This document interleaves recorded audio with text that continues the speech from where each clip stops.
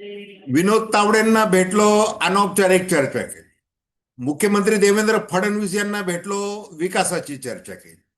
असं म्हणत जयंत पाटील, शरद पवार आणि सुप्रिया सुळे यांच्या अनुमतीने जो काही राजकीय उद्योग करत आहे, जे काही नाटक खेळलं जात आहे, ते राष्ट्रवादी काँग्रेसचा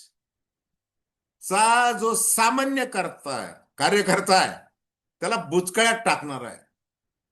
विलिनीकरणाची चर्चा सुरू आहे. 6 खासदार नेमके कुठं जाणार, काय करणार, त्याची चर्चा सुरू आहे. आणि 10 पैकी 9 आमदार हे काय म्हणालेले आहेत आणि बातम्यांची जी वावटळ निर्माण झालेली आहे, अशा परिस्थितीमध्ये जयंत पाटील अत्यंत हुशार, चाणक्य, उच्च विद्या विभूषित वगैरे वगैरे वगैरे असे जयंत पाटील हे नेमकं काय करत आहे? म्हणजे आपला पक्ष वाचवण्याची धडपड अवश्य केली पाहिजेच, तेवढं राजकीय स्वातंत्र्य प्रत्येकाला आहेच. मग जयंत पाटील हे नेमकं काय करत आहेत? विलनीकरणाच्या संदर्भात काय करत आहेत? एनडीएला दिल्लीमध्ये पाठिंबा त्याच्या संदर्भात काय करत आहेत? विधानसभेमध्ये कशा प्रकारे ते वेगवेगळे मुखवटे कसे धारण करत आहेत, त्याविषयी आपण थेट विश्लेषण करू. नमस्कार, जय महाराष्ट्र. मी डॉक्टर अनिल फळे. माझी आपल्याला विनंती की चॅनल सबस्क्राईब करावं, सबस्क्राईबचं बटन दाबावं आणि आपली प्रतिक्रिया बिनधास्तपणे नोंदवावी. हे बघा, जयंत पाटील विरुद्ध ते काय गोपीचंद पडळकर, हा राजकीय संघर्ष तिथल्या स्थानिक जिल्ह्यामध्ये हा सगळ्यांना माहिती. जयंत पाटील मुळात विधानसभा निवडणूक जिंकले. किती मतांनी जिंकले?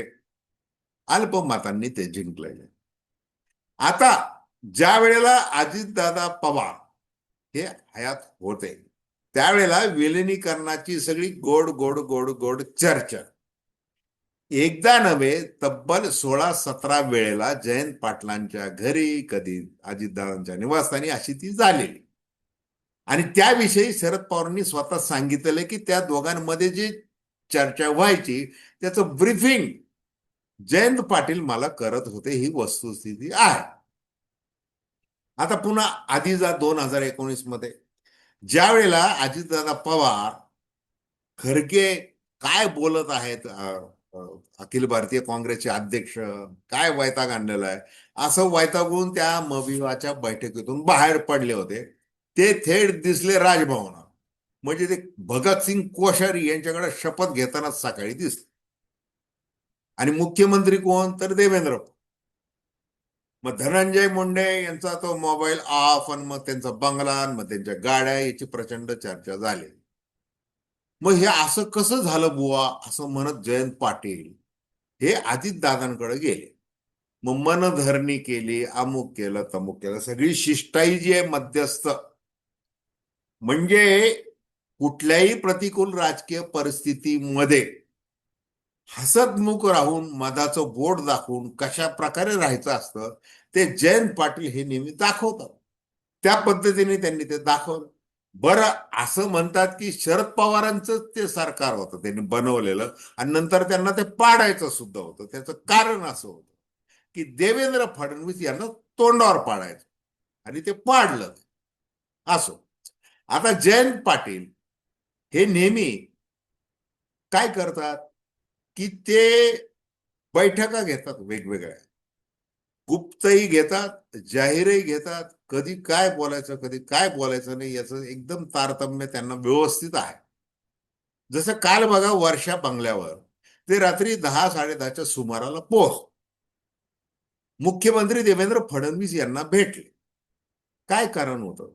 इस्लामपूरच्या नगराध्यक्षाला पदच्युत करणं वगैरे काय ती केस होती. त्या संदर्भात ते म्हणे 5 ते 10 मिनिटच मी फक्त बोललो. कारण काय? थेट मुख्यमंत्र्यांना भेटायचं. कारण नगर विकास मंत्री आणि महाराष्ट्र राज्याचे उपमुख्यमंत्री एकनाथ शिंदे हे दिल्लीला गेलेले. मग आता जिल्हाधिकाऱ्यांना काहीतरी सांगितलं पाहिजे तिकडच्या सांगलीच्या, मग ते कुणी सांगितलं पाहिजे, म्हणून मुख्यमंत्र्यांना भेट. बाकी काही चर्चा बरं, आता मुख्यमंत्री ज्यांच्या बरोबर बैठक घेत होते त्याच्यामध्ये प्रफुल्ल पटेल, सुनील तटकरे, हे असे सगळे अजित पवार राष्ट्रवादी काँग्रेसचे नेते तिथं होते. आणि ते तिथं आहेत हे काही मला माहिती नव्हतं, असं जयंत पाटील म्हणतात. आता काहीच दिवसांपूर्वी विनोद तावडे, अमित शहा यांचे एकदम खास दूत, यांच्याबरोबर एका 5 स्टार हॉटेलमध्ये जयंत पाटील गप्पा मारून आले. आणि मग त्यावेळेला त्यांना विचारलं, ते म्हणे हो मी भेटलेलो आहे, कारण ते सीसीटीव्ही फुटेज आहे, अमुक आहे तमुक, ते सगळं बाहेर आलंच असतं. ती भेट नाकारून चालणार नव्हतं, ती भेट झाली. मग आता सुप्रिया सुळेंचा काही निरोप दिला का, की ते खासदारांच्या संदर्भात? आपण या चॅनलवर एक व्हिडिओ टाकलेला बघा अलीकडं, तो नक्की बघा. अमित शहा आणि सुप्रिया सुळेंचा सौदा, ते नक्की बघा. त्या संदर्भात काही बोलणं झालं का? म्हणजे थोडक्यामध्ये काय, की जयंत पाटील हे अतिशय व्यवस्थितपणे निरोप देण्याचं करण्याचं काम व्यवस्थित करत असतात. आणि ते देहबोलीमधून इतक्या अशा सैल देहबोली असते त्यांची, की ते आविर्भाव असं व्यवस्थित आणतात. आता ज्या वेळेला यशवंतराव चव्हाण प्रतिष्ठानच्या त्या नरिमन पॉइंटवरच्या सभागृहामध्ये ज्या वेळेला शरद पवारांनी राजीनामा, आता मला या पदावर नकोय, मला निवृत्त व्हावं वाटतं असं म्हटलं होतं, जयंत पाटील ढसढसा रडले.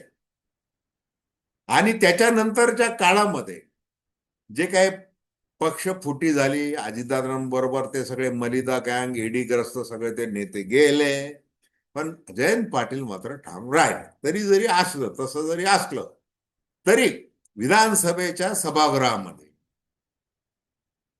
त्यावेळेला किंवा अजूनही, म्हणजे अजितदादा हयात असताना आणि नसताना सुद्धा जी अशी हसत खेळत जुगलबंदी ते करतात, म्हणजे आता असं काय आपल्याला म्हणायचं नाही की एकमेकाची गचंडीच पकडली पाहिजे. जसं अजितदादा पवार एकदा म्हटले होते, आता मी माझ्यावर तुम्ही तसा आरोप घेताय, की छगन भुजबळांना बाकीचे त्या काँग्रेस अखंडित राष्ट्रवादी काँग्रेसमध्ये ते वैतागून म्हटले होते, आता मला ते विरोधी पक्ष नेता वगैरे ते काही नको, मला संघटनेचं काम करायचं. आता मी जर काय त्या विरोधी पक्षाच्या लोकांची काय गचंडी पकडू का, असं ते म्हटलं. तर तसं आता हे जयंत पाटील यांनी बोलावं, असं खेळत राजकारण करावं, सगळं करावं, त्याच्याबद्दल काही आक्षेप असायचं काही कारण नाही. मग आता हे जयंत पाटील, की देवेंद्र फडणवीस अनेकदा असं म्हणाले, जयंतराव तुमच्यासाठी आम्ही एक जागा रिकामी इकडे ठेवलेली, तुम्ही कधी येता इकडे, याची आम्ही वाट बघतो, अनेकदा बोलले. म्हणजे हे मोठे नेते आपलं राजकारण, सुरक्षित राजकारण, इस्लामपूरला पडलेली मतं, पुढं तिथं जिल्ह्यामधलं राजकारण, चंद्रकांत पाटील, अमुक पडळकर, हे ते सगळं लक्षात घेता, किंवा पुढं आता ही जर एवढी पडझड होत चाललेली आहे, शरद पवार यांच्या कृपा म्हणजे एवढा मोठा त्यांचा आशीर्वाद आहे, ते सगळं घडतंय, तरी देखील जर आमदार 10 पैकी 9 आमदार जर असं म्हणत असतील, उद्या आम्ही तिकडे गेलो, आम्ही गट स्थापन केला, तर पुन्हा आम्हाला काही बोलू नका, आम्हाला एनडीए सोबत जायचंय, भारतीय जनता पार्टीमध्ये जायचंय, कमळ हातात घ्यायचंय, मग कसं आम्हाला विकास करायला भरपूर संधी मिळणार आहे. आता यांना रोखलेलं, यांचे हातपाय बांधलेले सगळ्या विरोधी पक्ष, म्हणजे ते राज ठाकरे जसं म्हणाले, विकत घेणारे नाही, विकत जाणारे, देह विक्री करणारे अधिक जबाबदार आहेत. तसं देह विक्री करायची म्हणजे सत्ता तरुणांना भयम न लज्जा, आम्हाला हे सगळं पाहिजे, संपत्ती पाहिजे, सगळं पाहिजे. नाव कसं आहे, विकास, विकासाचं पाहिजे. भारतीय घटनेमध्ये कोणत्याही अशा लोकप्रतिनिधीला जे अधिकार आहेत ते कोणत्याही पक्षाचं ते नाकारलेले कुठंच नाही. हा, तुम्ही त्याच्या विरुद्ध आवाज उठवा, आणि सत्ताधारी वर बसलेले, इकडं बसलेले, ते ते करतच आहेत. जे पाहिजे त्याला निधी द्यायचा, पाहिजे त्याला द्यायचा नाही. मग अजितदादा होते त्यावेळेला तो निधी मिळायचा, आता मिळत नाही, असं अजित पवार राष्ट्रवादी काँग्रेसमधले आमदार देखील म्हणत, आणि हे शरदचंद्र पवार राष्ट्रवादी काँग्रेसमधले देखील आमदार तेच म्हणत. म्हणजे आता काय, की यांना म्हणजे जर वरचे म्हणजे सगळं मुखवटे धारण करून पाहिजे ते सौदे डील वगैरे सगळं व्यवस्थित करत असतील, तर आपण आपल्या मतदारसंघामध्ये 2029 मध्ये काय करायचंय नेमकं, कसं जुळून आणायचंय गणित. मग त्यासाठी विकासाच्या नावाखाली सत्तेची संघ करायला नको. त्या आमदारांचं काय चुकतंय मग त्या अर्थाने बघायला गेलं. मग असे आमदार जर आता बोलायला लागलेले आहेत, तर मग आता विनोद तावडे काय, देवेंद्र फडणवीस काय, यांच्याकडे जाणं येणं वाढवायला नको. आणि जाहीरपणे म्हणजे काय करायचंय, बोलायचं, नकार द्यायचा आहे राजकीय चर्चेला, डाव प्रतिडाव गेम अमुक डील, डील डील, त्याला सगळ्याला विरोध करायचा आहे. आणि मग म्हणायचं की कसं आहे, मी हा मुद्दा घेऊन आलो होतो, मी तो मुद्दा घेऊन आलो होतो. हे सगळं ते चाललेलं असतं. वास्तविक जिल्हाधिकाऱ्यांनी काय केलेलं असेल तर ते तुम्हाला फोनवर यांना सांगता येतं. म्हणजे प्रधान सचिवाला सांग, बऱ्याच गोष्टी करता येऊ शकतात, पण त्या न करता असं जे 5 मिनिटं, आता जसे शरद पवार योगाने म्हणे सीमा प्रश्नावर बोलायला विधिमंडळाच्या आवारात गेले काय, बैठकीला राहिले काय. आणि मग त्यांना कार्यकर्ते तिथं आमदार उन्ही भेटणार होते, मग त्यांना एकनाथ शिंदे यांची केबिन दिसली म्हणे उपमुख्यमंत्र्यांची.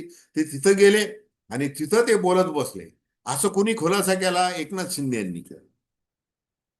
म्हणजे इतकं सगळं त्या 5-10 मिनिटांमध्ये जे काय बोलायचं ते बोलून मोकळे होत. आणि हे असं चाललेलं असतं. आपण काय करायचं असतं, हा जो बिनपाशाचा तमाशा आहे, किंवा वेब सिरीजचे डायरेक्टर, निर्माते, प्रोड्युसर सुद्धा म्हणतील, अरे यार, आपलं तर काही डोकं चाललं नाही, एवढं हे वास्तविक डोकं आहे. अशा पद्धतीचं राजकारण, सडलेलं, पातळी सोडलेलं, तत्वांचा संबंध नाही आणि फक्त डीलमध्ये रमलेलं, हे महाराष्ट्र सध्या बघतो. तुम्हाला काय वाटतं? खूप खूप धन्यवाद. हा व्हिडिओ आपल्याला आवडला असेल अवश्य शेअर करा, सबस्क्राईब करा आणि आपली प्रतिक्रिया बिनधास्तपणे नोंदवा. धन्यवाद.